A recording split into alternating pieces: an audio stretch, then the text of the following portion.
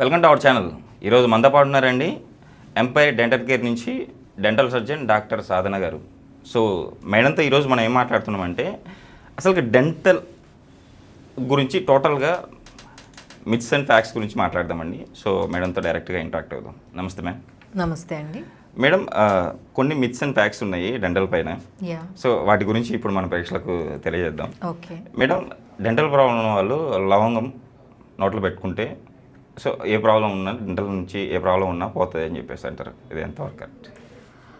పోతాయని కాదండి, it's temporary relief అండి. బికాజ్ క్లోవ్ అనేది మనకి లవంగంలో మనకి యూజినాల్ అని కంటెంట్ ఉంటుంది. ఓకే. సో పేషెంట్స్ అక్కడ పెట్టినప్పుడు మనకి మొద్దుబారినట్టు అవుతుంది అనమాట.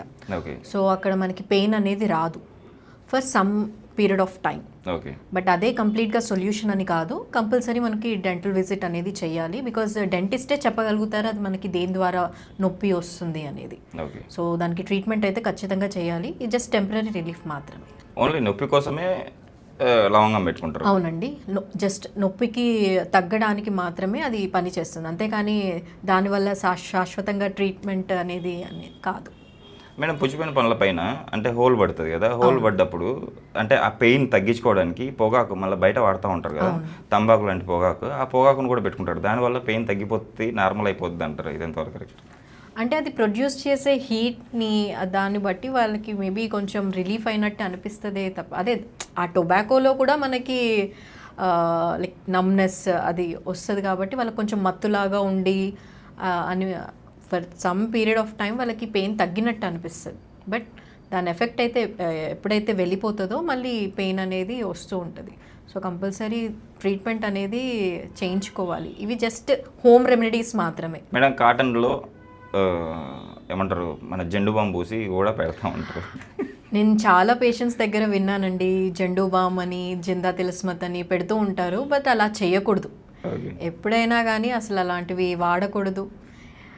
యాక్చువల్గా మనకి అవేర్నెస్ అనేది చాలా తక్కువ ఈ పంటి దాంట్లో. సో డెంటల్ విజిట్ చేయడమే మంచిది. ఇట్లాంటివి చిన్న చిన్న చిట్కాలు అనేది చేయకూడదు. చేస్తే ఏమవుతుంది మేడం?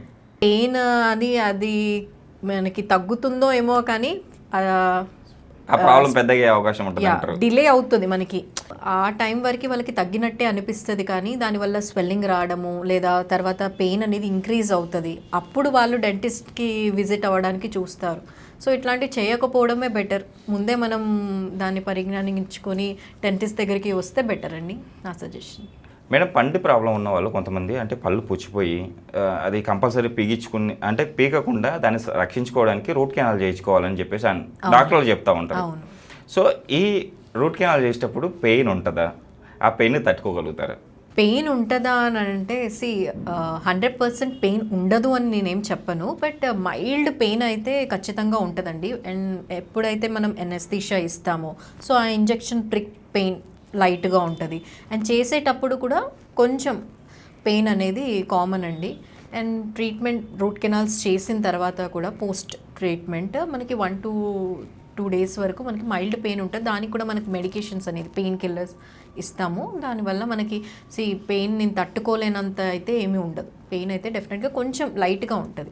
కొంతమందికి అది కూడా ఉండకపోవచ్చు, బికాస్ పెయిన్ థ్రెషోల్డ్ అనేది ప్రతి పర్సన్కి డిఫర్ అవుతుంది. ఓకే, మీకు ఉండొచ్చు, నాకు ఉండకపోవచ్చు కూడా. ఓకే మేడం, ఇప్పుడు రూట్ కెనాల్ మీరు చేస్తారు, దానికి అంటే ఒక పెయిన్ ఉన్నా కూడా మెడికేషన్ ఇస్తారు అని చెప్పేసి అంటున్నారు. సో రూట్ కెనాల్ 1 dayలో అయిపోతుందా? ఎన్ని రోజులు పడుతుంది రూట్ కెనాల్ చేయడానికి? అయిపోతుందండి 1 dayలో. మోస్ట్ కేసెస్లో వితిన్ 1 hour 40 minutesలో అయిపోతుంది. బట్ ఎప్పుడైతే ఇన్ఫెక్షన్ ఎక్కువ ఉన్నా కానీ అంటే పంటి కింద మనకి పస్ అనేది ఎక్కువ ఉన్నా కానీ మనం జనరల్గా 2 to 3 sittings అనేది తీసుకుంటాం. But mostly single sitting root canals అనేది చేసేస్తాం. మేడం, నేను చాలా వరకు విన్నాను టీత్ స్కేలింగ్ చేస్తే పళ్ళు లూజ్ అవుతాయి అంటారు. అలా ఏమి ఉండదండి. టీత్ క్లీనింగ్ అంటే మనకి చిగుళ్ళల్లో పంటి దగ్గర మనకి ఏదైతే ఫుడ్ ఇరుక్కుంటుందో అక్కడ మనం క్లీన్ చేస్తాం. అందువల్ల మనకి టూత్ లూజ్ అవ్వడం కానీ లేదా పైన ఉన్న పొర వెళ్ళిపోవడం కానీ అట్లాంటిది ఏమి ఉండదండి. ఇంకా దానివల్ల మీకు ఇంకా చిగుళ్ళు హెల్దీ అవ్వడము, టీత్ హెల్దీ అవ్వడం జరుగుతుంది. అంటే లూజ్ అవ్వవు అంటారు? లూజ్ అవ్వదు. ఓకే. ఓకే. తీసుకెళ్ళి చేయడానికి ఎన్ని రోజులు పడుతుంది? ఒక హాఫ్ అన్ అవర్ అండి. ఒకే సిట్టింగ్లో అయిపోతుంది. ఎస్, అంటే మనకి బ్లీడింగ్ గమ్స్ ఉన్న ఓకే. అట్లాంటి కేసెస్ అప్పుడు 2 to 3 సిట్టింగ్స్ అనేది పడుతుంది. నార్మల్గా మైల్డ్గా ఉన్న పేషెంట్స్కి సింగిల్ సిట్టింగ్లో సరిపోతుంది టీత్ క్లీనింగ్ అనేది. మేడం, కొంతమంది కింద పడతారు కదా, కింద పడినప్పుడు పండు కొంచెం చిన్నగా విరిగిపోతుంది. ఎస్, సో ఆ విరిగిపోయిన పళ్ళను అలాగే ఉంచితే ఏమైనా ప్రాబ్లమా? విరిగిపోయిన ఆ, పన్ను పార్ట్ని బట్టి ఉంటుందండి. ఇప్పుడు మనకి పంటికి 3 భాగాలు ఉంటాయి, 3 layers: enamel, dentine and pulp. ఒకవేళ మనం ఎనామిల్ ఫస్ట్ పార్ట్ విరిగినా లేదా సెకండ్ పార్ట్ వరకు విరిగినా కానీ మనం కాంపోజిట్ సిమెంట్స్తోని మనం దాన్ని ఫిల్ చేసుకోవచ్చు. Okay. ఎప్పుడైతే మనకి థర్డ్ లేయర్ అంటే పల్ప్ దగ్గర వరకు మనకి పన్ను విరిగిపోతే పేషెంట్కి విపరీతమైన నొప్పి ఓకే. ఉంటుంది. అండ్ అలాగే ఒకవేళ వాళ్ళ డిలే చేసినా కానీ ఆ పంటి రంగు అనేది అంటే వైట్ కలర్ నుంచి అది బ్రౌనిష్గా మారిపోతూ ఉంటుంది అన్నమాట.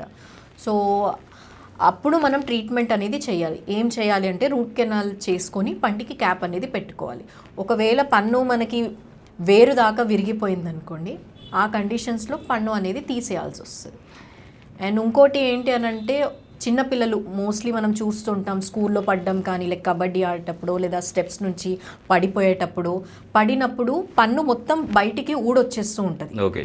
సో ఊడొచ్చినప్పుడు ఇమ్మీడియట్గా టీచర్స్ అయినా కానీ లేదా స్టూడెంట్స్ అయినా కానీ ఏం చేయాలి అని అంటే ఆ పన్నుని నోట్లో అలాగే ఎలా మొత్తం ఆ పన్ను నోట్లో పెట్టుకోవడము లేదా ఏదన్నా మిల్క్లో పెట్టి డెంటల్ క్లినిక్కి తీసుకొని వస్తే డెంటల్ సర్జన్ ఇమ్మీడియట్గా ఆ పన్నుని అలాగే పెట్టేస్తామన్నమాట. Okay. స్ప్లింటింగ్ చేసి పెడతాం.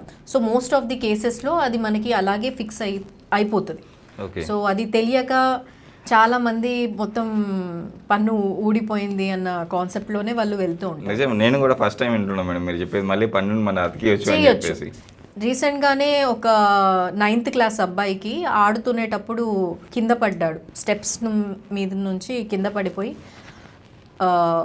కింద పడిపోగానే వాళ్ళ పీటీ సార్ తీసుకొని వచ్చారు క్లినిక్కి. ఓకే. సో వాళ్ళు వితిన్ 45 minutes లోపు వచ్చారు కాబట్టి అది ఇన్ఫెక్ట్ అవ్వలేదు టూత్. ఓకే. ఓకే.